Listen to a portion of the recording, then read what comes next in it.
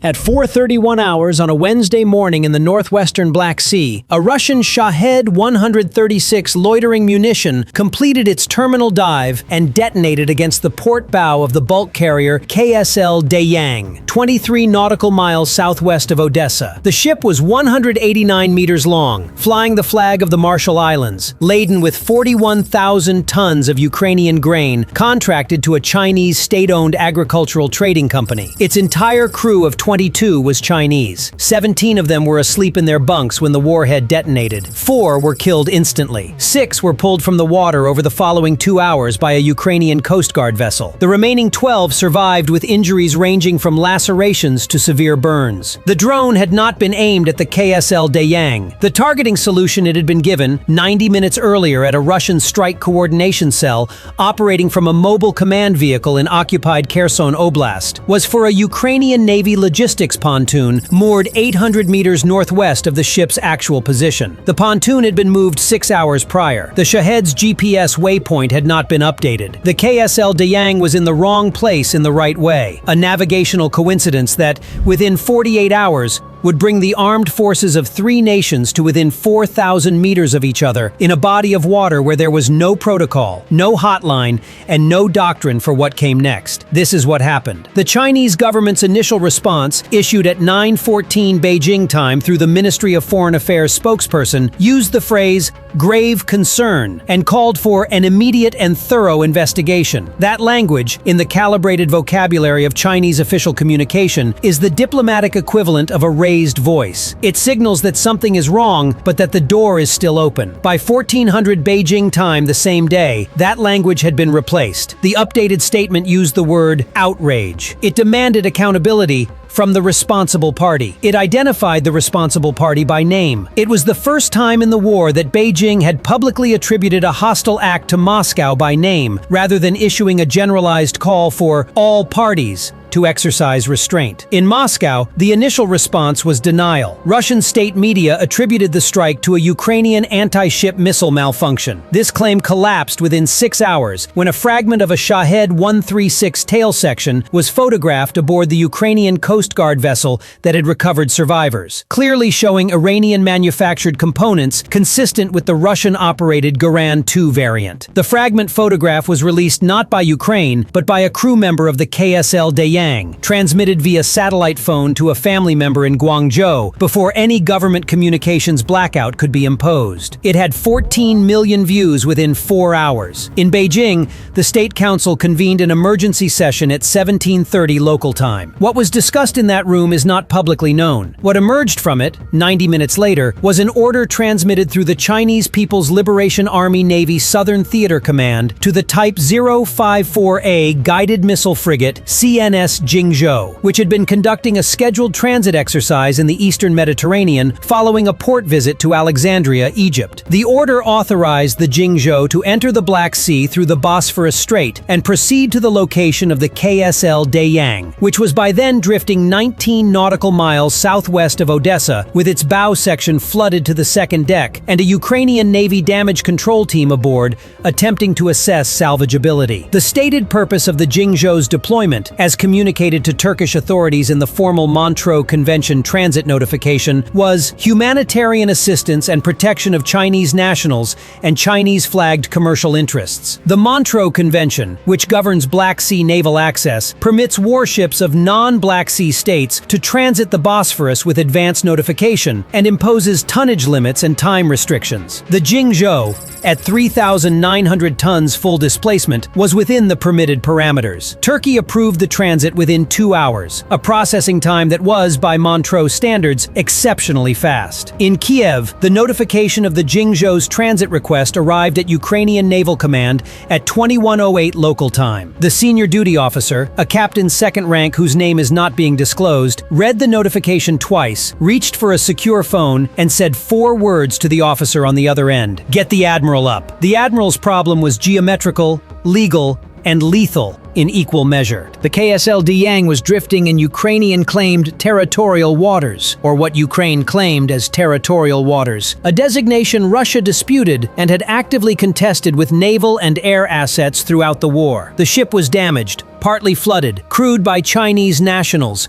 with a Ukrainian damage control team aboard, operating under a verbal authorization from the ship's surviving first officer. There was no formal legal framework governing the status of a Chinese naval vessel entering that area. Ukraine and China had no status of forces agreement. There was no bilateral military hotline. There was no pre-agreed rules of engagement protocol for the scenario of a planned warship operating within 20 nautical miles of an active Ukrainian coastal defense zone. At the same time, Russia had no intention of allowing a Chinese naval vessel to operate unsupervised in waters it considered a contested strategic zone. Within 3 hours of the Jingzhou's Bosphorus transit notification becoming known, it was leaked to Russian military channels within 40 minutes of Turkey's approval. The Black Sea Fleet activated. A Kilo-class submarine, the Rostov-on-Don, which had been undergoing repairs at Novorossiysk following earlier damage, was assessed by Ukrainian intelligence as having been moved to an operational patrol posture. 2 Karakurt-class corvettes departed Sevastopol at high speed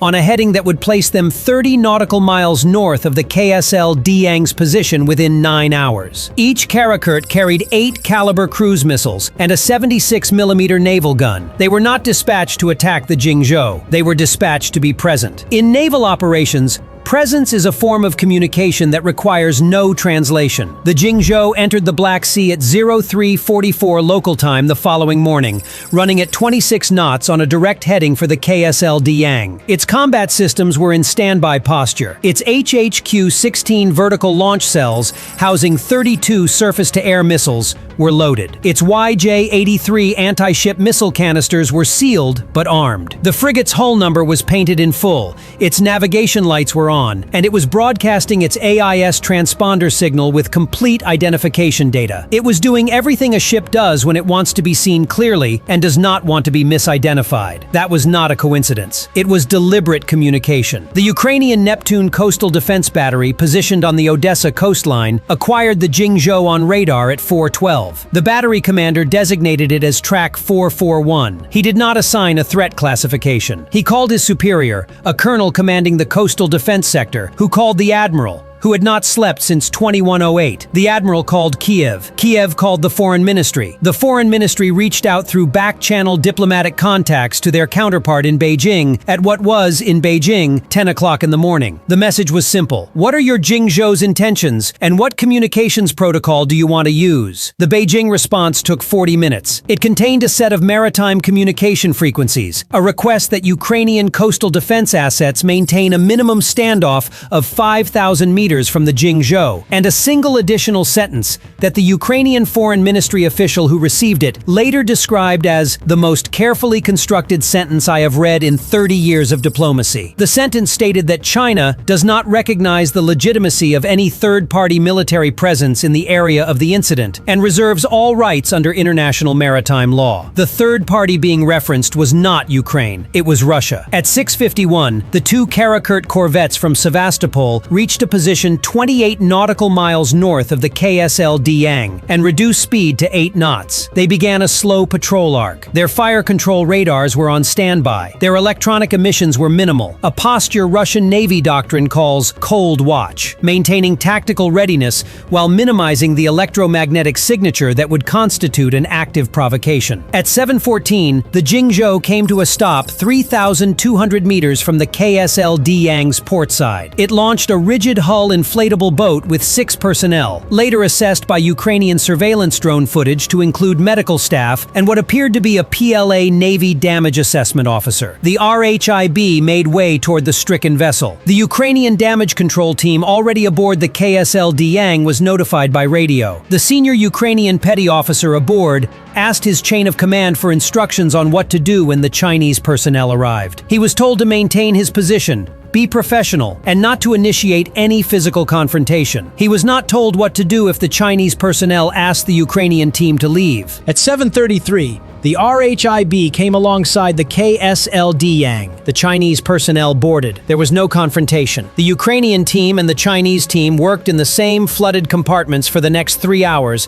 without a shared language and without incident, which is either a testament to the professionalism of both groups or a reflection of the fact that both understood that anything other than professionalism would detonate something none of them could control. At 8:09, the Neptune battery's radar operator reported that one of the 2 Karakurt corvettes had altered course. It was now heading south, slowly, 12 knots, but south, toward the Jingzhou. The battery commander designated it as Track 447 and assigned it threat classification Amber. He updated the Admiral. The Admiral called Kiev again. Kiev made 3 simultaneous calls. To Washington, to Brussels, and to the same Beijing back channel. Washington said they were monitoring. Brussels said they were convening. Beijing said they were aware of the situation. Track 447 continued south for 22 minutes. It closed to 14 nautical miles from the Jingzhou before altering course again, this time to a heading that took it on a long, slow loop around the perimeter of the scene at a range that kept it inside visual detection distance of the Jingzhou's surveillance radar, but outside any plausible definition of a threatening approach. It was a measurement. The corvette was measuring where the lines were. What would cause a response? How close was close enough to assert presence without triggering a reaction? It circled for 6 hours. What the Karakurt's commander could not have known, what would not become clear until analysts reviewed the Jingzhou's electronic emissions logs days later, was that the Chinese frigate had been conducting its own measurements the entire time. From the moment it entered the Black Sea,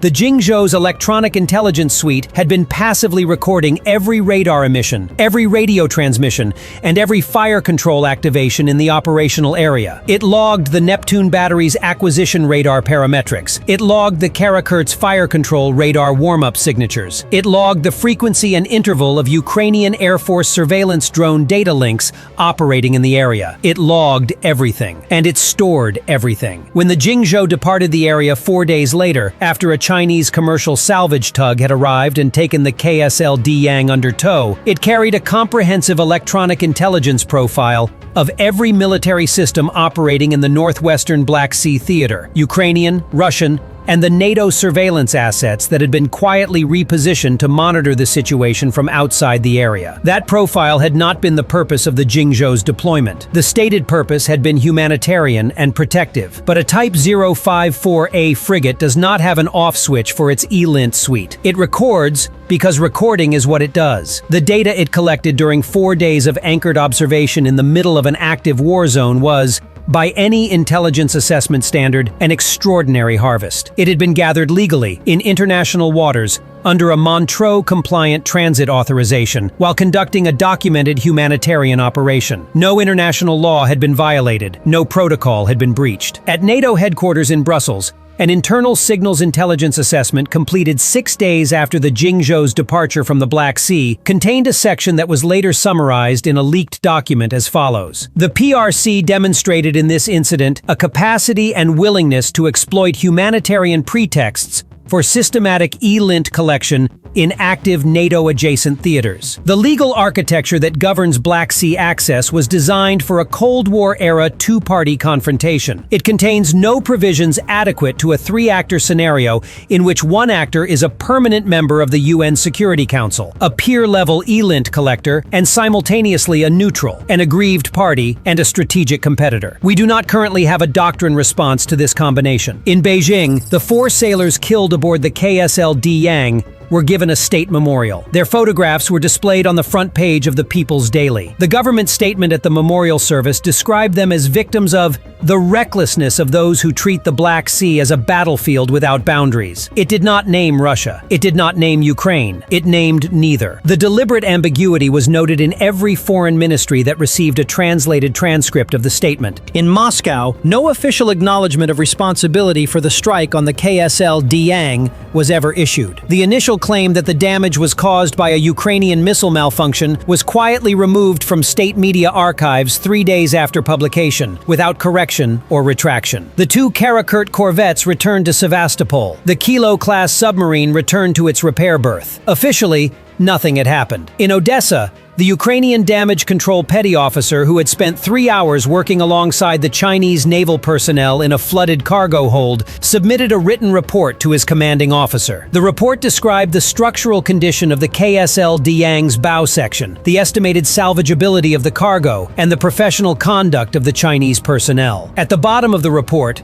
under a section labeled Additional Observations, he wrote one sentence: "The Chinese officer I worked with spoke no Ukrainian, and I spoke no Mandarin. But at one point, he looked at the hole in the ship's hull, then looked at me and shook his head. I understood exactly what he meant. What he meant was, this should not have happened here. What it meant for the future was something else entirely. Russia had fired a drone at a grain pontoon and missed. What it struck instead was the assumption, held by every party in this war and every observer of it, that China's role in the conflict was defined, stable, and passive. The Jingzhou's 4-day presence in the Black Sea had not fired a single weapon, had not made a single threat, and had not violated a single law. It had done something more consequential than any of those things. It had demonstrated that Beijing could project a naval asset into the geographic center of the most consequential land war in Europe since 1945, gather intelligence that no other non-Black Sea state had ever collected at that range and density, extract its citizens, protect its commercial interests, and depart without asking permission from Moscow, from Kyiv, or from Washington. The Black Sea is 436,000 square kilometers. For 3 years of full-scale war, it had been a two-party contest. The Jingzhou had spent 4 days there. It had not changed the war. It had changed the geometry of the war, which is a different thing and a more permanent thing, because geometry, once altered, does not revert. Somewhere in a building in Beijing that does not appear on any publicly available map, analysts are reviewing the ELINT harvest from those 4 days. They have been reviewing it for weeks. They will continue reviewing it. The question they are answering is not about the war currently being fought in Ukraine. It is about the next one, wherever it is, whenever it starts, and whether the Bosphorus is open when it does.